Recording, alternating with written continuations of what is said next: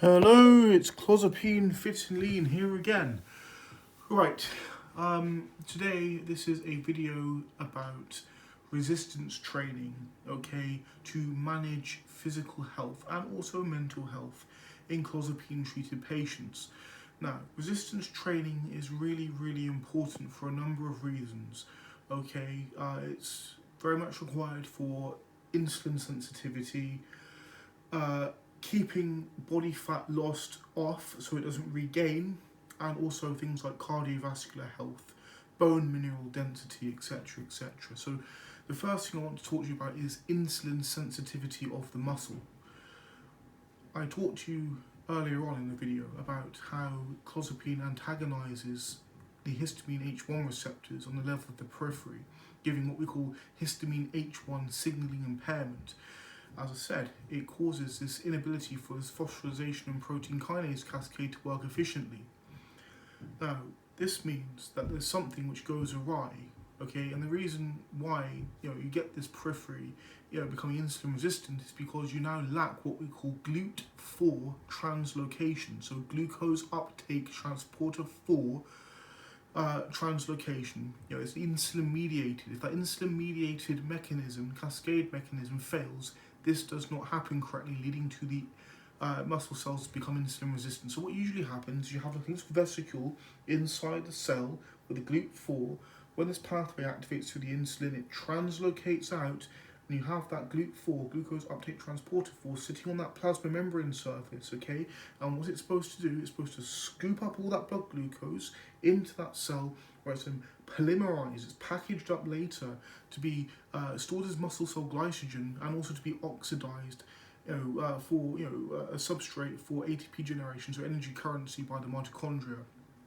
Now, because this doesn't work effectively, you have, as I said earlier on, an unfavorable nutrient partitioning effect where you get greedy fat cells due to the raised serum concentration of insulin, and you get this greedy fat cell effect. As I said, I'm not going to go into that again. So how do you fix that?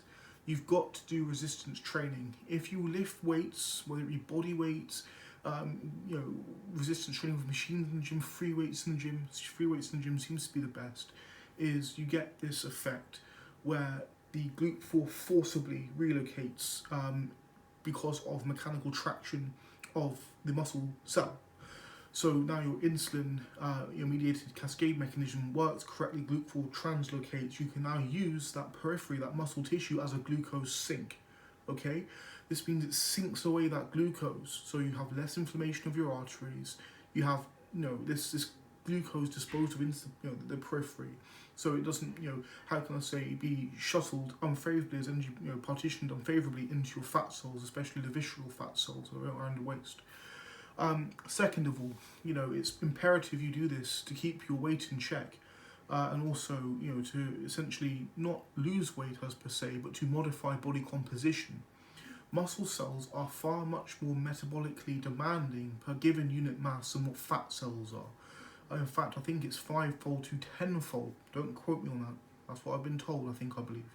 More metabolically active than fat cells. It does not take much of an energy surplus to maintain obesity, but to maintain a muscular physique takes a large energy surplus.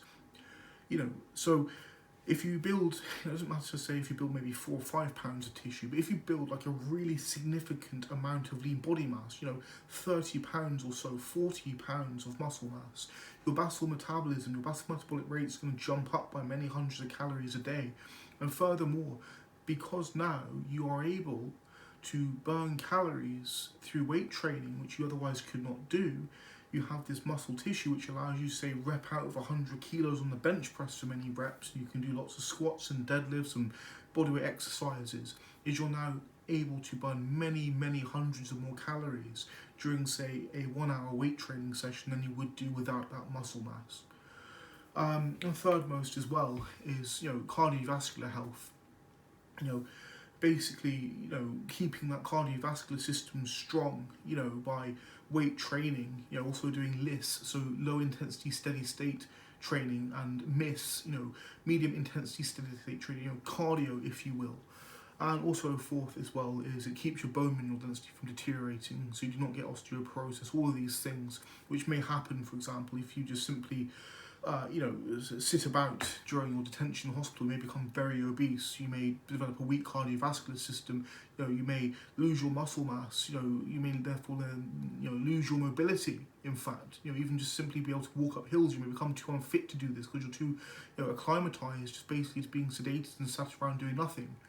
All stupidly important, very, very important, so massively important. I cannot emphasize how much important it is, that you keep up a healthy eating regime as much as you can with resistance training and moderate cardiovascular exercise. Resistance training, please, guys. That's what will save you. Now, clozapine, fit and lean, signing out once again. Thank you.